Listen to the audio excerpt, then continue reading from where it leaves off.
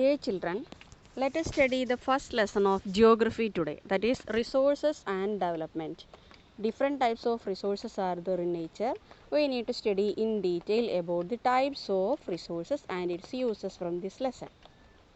First of all, we can study what is a resource.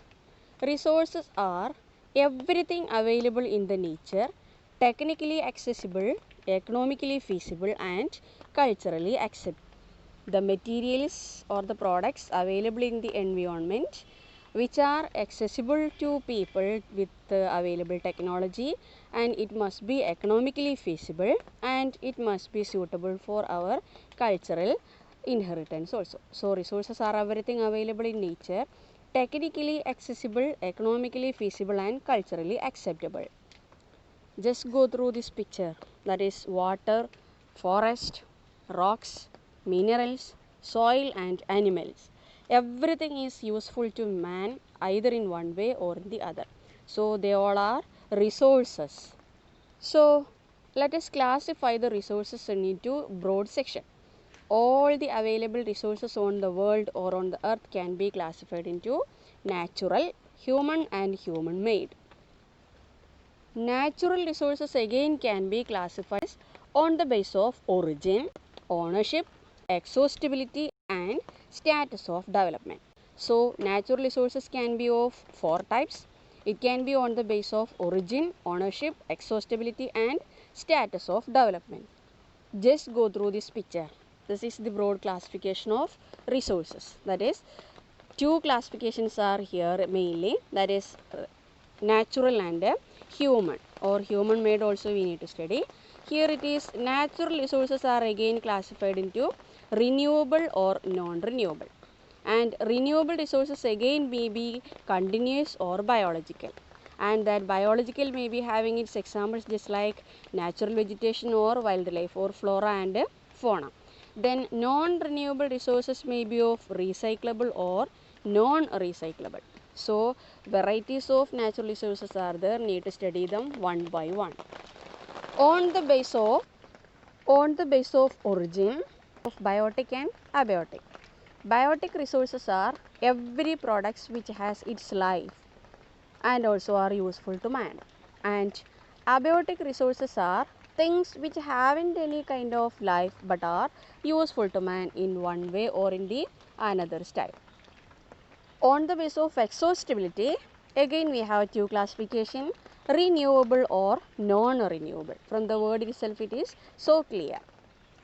Renewable resources are, from the word itself we can identify that, will be found on the earth after use of long period of time. There will be no need to worry about its existence. It will be there on earth even after long continuous use of. For example, sunlight, wind, water, etc. will be there on earth for long period of time even after continuous use without having any problem of its. But non-renewable resources will be a little bit dangerous because it will take long geological time to get renewed and will get exhausted after continuous use. It is very difficult to get them again during a human span of time. And examples are minerals, fossil fuel, etc.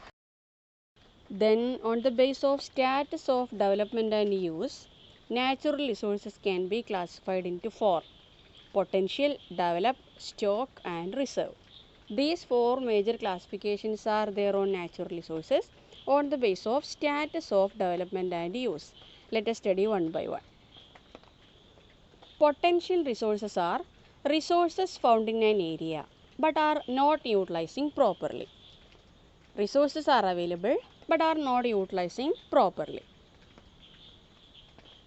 Presence of sunlight and wind in Rajasthan or Tamil Nadu, etc. are examples.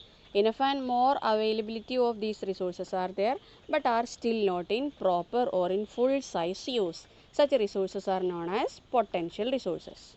Developed resources are resources which are surveyed, located, identified the quality and quantity and are utilizing properly with the proper technology currently. That means its actual uses we know and its technology is available and are using presently in its maximum capacity. Such resources are known as developed resources. And the examples are the black soil found in our Deccan Trap or gold mines in the different parts of the world, etc. are examples. They are using properly, and also we know its quality and quantity. Stock resources are resources available in nature but are not in use at present due to lack of our technical knowledge. Some more technologies are to be developed, then only some different types of resources can be utilized into its maximum. And we know water is a compound of oxygen and hydrogen. But we are unable to separate that oxygen and hydrogen from water, which are two important materials or two important resources of energy. So our technology need to develop a little bit more to utilize some different types of resources, or it will be stocked forever. Then reserve resources are resources with proper technology to use at present, but are preserving for further use in coming time. That is, we need to conserve some of the different types of resources. We know its uses presently, and also we know the technology what is to be done, but we are conserving them for the use in future. So such resources are known as reserve resources. The water in rivers or the different types of resources in forest, etc. are such resources which has its uses but are not utilizing in its maximum presently. So they are considering as reserve resources. Let us come to the another classification of our natural resources on the basis of ownership. On the basis of ownership, it can be of four types: individual owned or community owned or national owned or international owned. Four different types of resources are there on the basis of ownership. Individual resources are resources owned by an individual or different our own personal property. Everybody will be having different types of properties at home. All are comes under the category of individual resources. Land, ornament, vehicle, plantation, etc. are examples for individually owned resource. Community owned resources are resources accessible to all people of a community. There is no a person as its owner, but it is a common property for the whole people of a particular community of a locality. Just like parks, picnic spots, grazing land, burial ground, etc. are common property not for a person but for a group of people in a particular locality. Such resources are known as community owned resources. National resources are resources which can be found within the boundary of a nation.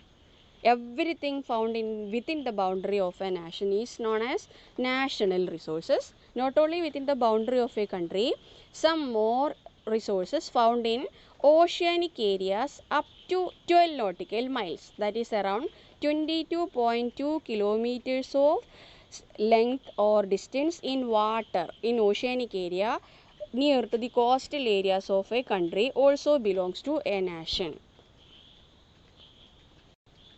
International resources are resources mainly found in oceanic area. That is, oceanic resources beyond 200 nautical miles in water are known as international resources. It is not belong to any individual nation. If a nation need to utilize the different types of resources in water, countries need to get the permission from international organizations alone. Only after getting permission, countries can use it, but without permission, no a country is able or allowed to use that internationally owned resources. So, four major types of classifications are there on resources on the basis of ownership. So friends, let us conclude our class today. We have discussed a lot of matters about that chapter now. We will continue the remaining portions in the next sessions. So study well, prepare your notes. Keep watching. Thank you.